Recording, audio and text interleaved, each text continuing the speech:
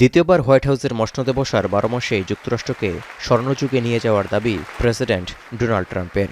Capitol হিলের state of ইউনিয়নের ইতিহাসে মঙ্গলবার রাতে দেয়া দীর্ঘ ভাষণে এই দাবি করেন তিনি। শুল্ক নীতির মাধ্যমে মার্কিন অর্থনীতিকে চাঙা করা এবং অভিবাসন নীতি ও বিভিন্ন দেশে যুদ্ধবন্ধসহ নানা খাতে সফলতার ফুলঝুরি তুলে ধরে নিজেকে নিয়ে বেশ গর্ববোধ করেন ৪৭তম মার্কিন প্রেসিডেন্ট। বিপরীতে অভিযোগের তীর ছোড়েন সাবেক প্রেসিডেন্ট জো বাইডেনের শাসনামলের দিকে। ট্রাম্পের 1 ঘণ্টা 47 মিনিটের এই ভাষণ ঘিরে খোদ যুক্তরাষ্ট্রেই চলছে আলোচনা সমালোচনা।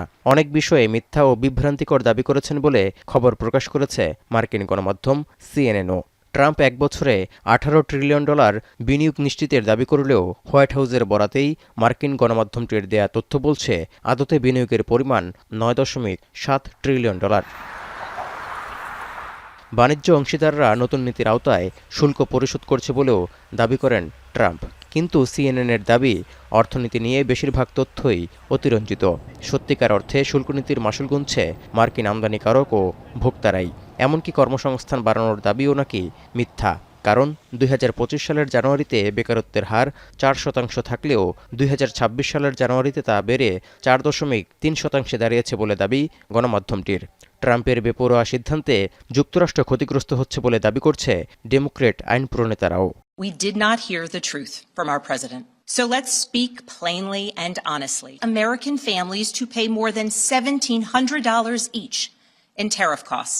Small businesses have suffered, farmers have suffered, some losing entire markets. সাবেক প্রেসিডেন্ট জো বাইডেন 11,800-র বেশি খুনিকে অভিবাসী হিসেবে যুক্তরাষ্ট্রে প্রবেশের অনুমতি দিয়েছিলেন বলে ট্রাম্প যে দাবি করেছেন তাও নাকি মিথ্যা।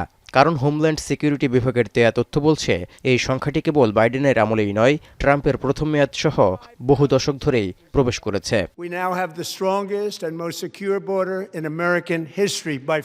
এমনকি ট্রাম্পের নির্দেশে অভিবাসন বিরোধী আইন প্রয়োগকারী সংস্থা আইসি দ্বারা দমনপীড়নে 2 জন নিহতের বিষয়টিও যুক্তরাষ্ট্রে বিতর্কের জন্ম দিয়েছে, যার কারণে ট্রাম্পকে খুনি বলে চিৎকার করে উঠতে দেখা গেছে মিনেসোটা ও মিশিগানের ডেমোক্রেট প্রতিনিধিদের।